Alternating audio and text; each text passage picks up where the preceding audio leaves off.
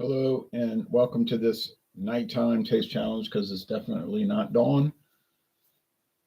I have two single malt Scotch whiskeys,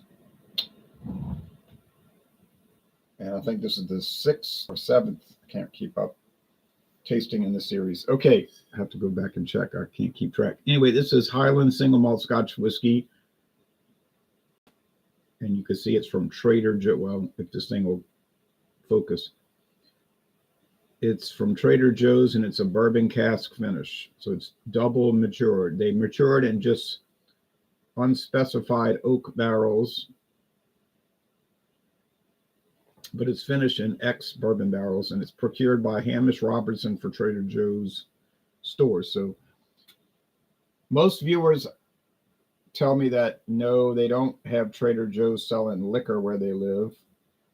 And in fact, some viewers tell me Trader Joe's doesn't sell any sort of alcohol in their town. I know that's true in Mississippi. So, but we can get liquor, at least at the Metairie Trader Joe's. The Baton Rouge used to not sell liquor, but I think they changed the rules in Baton Rouge, so they might sell liquor now at that one. Here's a foil cap cover. No age statement. It's 40% alcohol, and it was $17.99. That's all I can tell you. Sean says, have you had High Commissioner from Scotland? No, I haven't, but I think I've heard the name. This is the Glenrothes. You can see how decimated the label is. That label's pretty bad off, but it's the Glenrothes Distillery, 1995 bottling. This was a gift, so I don't know the price. Thank you, Robert, the Whiskey Scout. He gave this to me years ago. It was aged 18 years from 1995 to 2013. Okay, so it's a 2013 bottling. There's no website listing for it now. They're saying on here, Berry Brothers and Rudd. That's who handles this. Berry Brothers and Rudd is a whiskey, wine, and other spirits broker, or broker, I guess that's what you call it. Just like Hamish Robertson, they don't make anything, they just buy it and get it set up for you, and they'll sell it to you, obviously for a higher price than they bought it for, because they wouldn't make any money otherwise. Okay, so this is a Speyside. I think I forgot to put that in my notes. Let me add that. Oh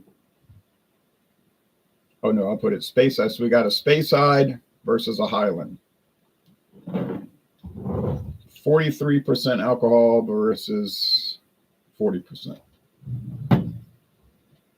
Mr. Amazing says, good morning, Ron. I hope you have a great weekend. Thank you, Mr. Amazing. Yesterday the weekend started off well. Good day at work yesterday. 8 hours, over 8 hours actually. Look, real cork. Then worked at the fish fry, shrimp and fish and pasta salad and shrimp etouffee. And it was really crowded. People knew this was the last weekend. So, I mean, it was the busiest that I'd worked the whole Lent. I mean, it was wild. Usually it starts dying off around 6 p.m., but it was going strong right up until 7 p.m. So people were lined up to buy wooden cap. Buy that. A lot of combos, fish and shrimp combos they were buying. And today, I don't know what I'm going to do. We'll see. Maybe I'll just stay around here. I was thinking about going to Mass at St. Mary's.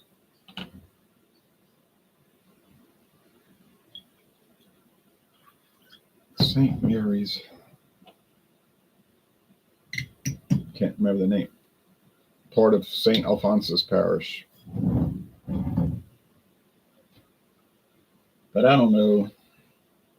That's over 30 miles away. Well, about 30 miles away. But it is a Jubilee year, and I wanted to visit shrines, and that's a shrine of Blessed Francis Xavier Seelos.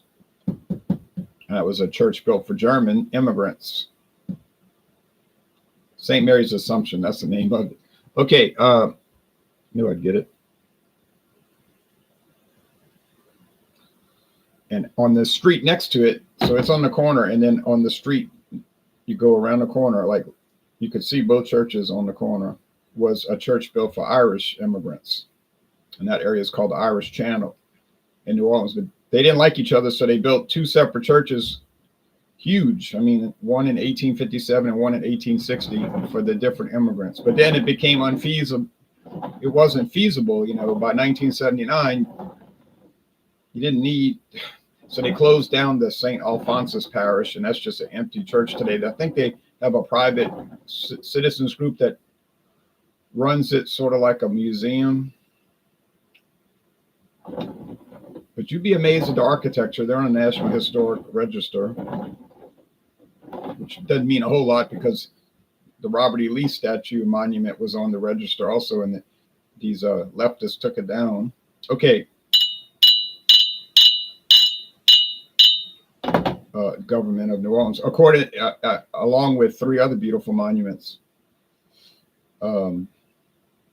P.G.T. Beauregard statue, Jefferson Davis, the president, one of the presidents. I got to take his monument down. Okay, anyway, enough of that. Can I tell these apart? Probably by virtue of the, and I can't show you a website because nothing to show you because they don't exist for these two products. So that's not even in play.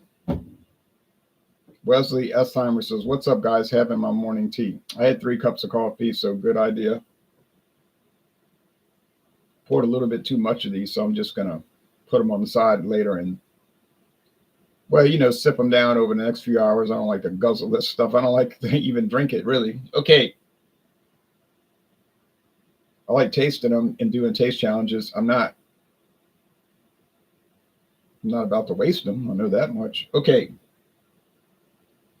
I smell a lot of wood here, just like wood. It smells like a glass of liquid wood. Now, if that's the case, wouldn't that indicate that it's the Glenrothes because it was in the oak barrels for 18 years? I think that would indicate that.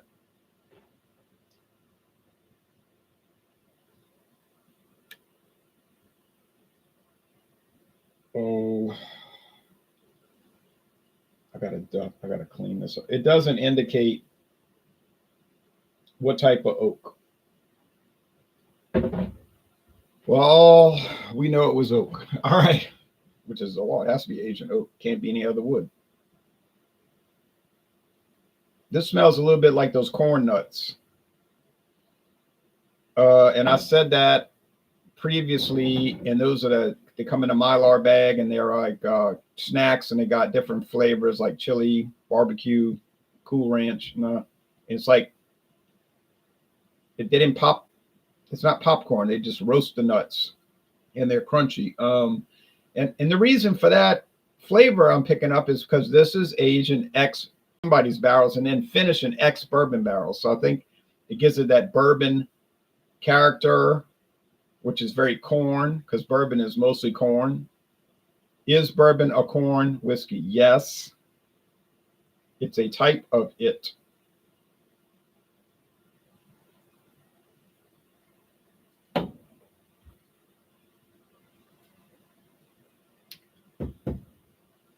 The further down I get in this round bottle, it looks like a bulb almost, but it's not totally round. It's oblong. The more oaky it gets.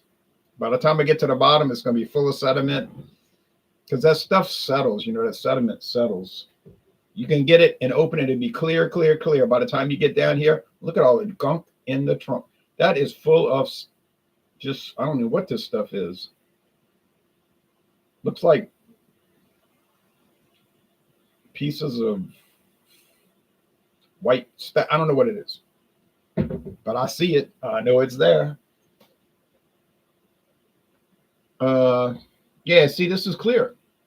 But when I get down here, watch. When I get down here, it's going to be full of sediment because it gets concentrated. You know, it can only filter so much, and then it starts to show out the sediment.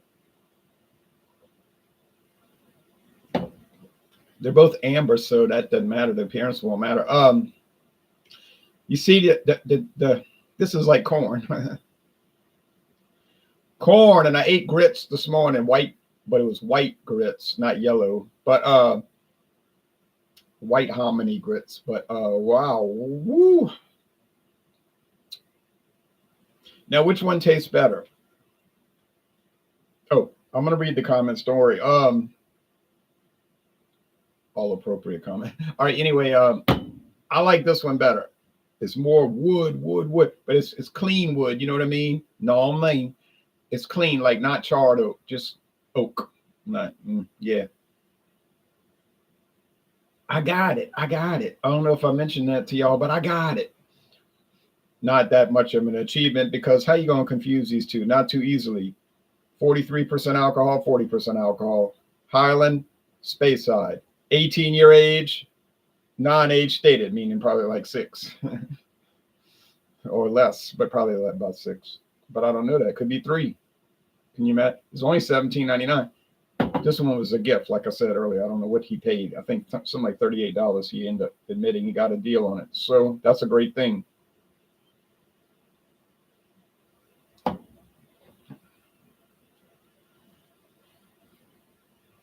It's almost like a sherry. I said this previously. It's almost like a sherry taste in it. You say, well, how do you know they weren't aging it in ex-sherry cask and then finish it in bourbon? I don't know that, and they might have. It very well might have been ex-sherry casks, for all I know. It sure has that taste. Okay. Put some whiskey in your tea. I did. I put it in coffee with chocolate milk. How do you like that cocktail? Chocolate milk, Japanese whiskey, cinnamon, and black coffee on top. Dark roast. From New Orleans. New Orleans coffee. Bonus blend. It's called Bonus Blend from Riley Foods. Pretty popular brand. I've been drinking some Jack Daniel's 86 proof recently. No hair of the dog from me, sir. Maybe tea and coffee. Yeah, I get that. I'd like to try that Jack Daniel's 86 proof, honestly. That's what it used to be. From 1987 to 93, I think it was. 2003, sorry, 2003. 87 to 2003, Jack Daniel's was 86 proof. Then they dropped it to 80. Didn't seem to affect the sales. Back before 1987, Jack Daniel's was 90 proof. It was always 90 proof, except for the green label, which I believe was always 80 proof. Now they're the same. Green label and black label is both 80 proof. But Evan Williams used to follow that Jack Daniel's protocol. Black label, 86 proof. If you get the green label, Evan Williams today, it's 80 proof as opposed to 86. Yeah, just 43%. What is proof?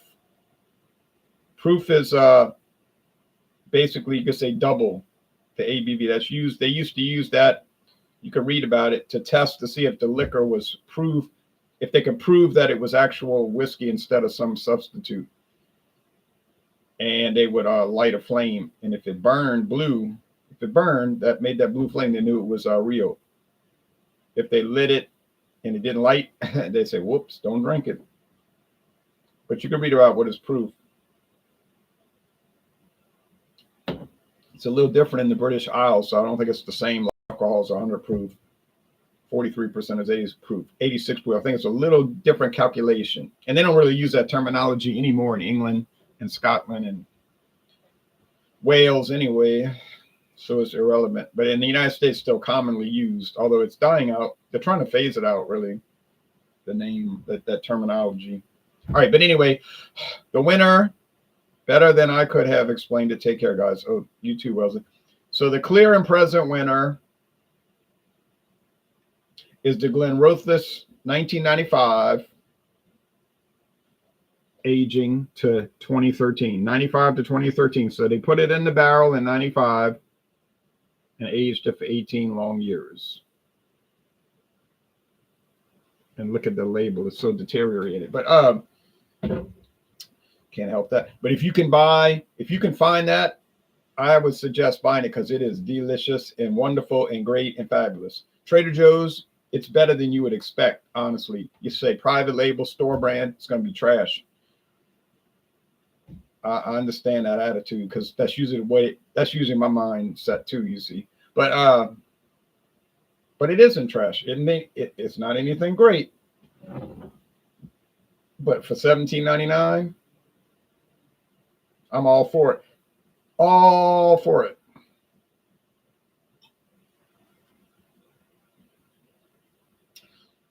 Yeah, it seems to me like they're using sherry casks and then they're finishing it in bourbon. I have that feeling. I can't prove it, but it sure tastes that way. All right, but y'all take care now, and tomorrow morning be another challenge, God willing. Palm Sunday challenge. All right, bye bye, everybody.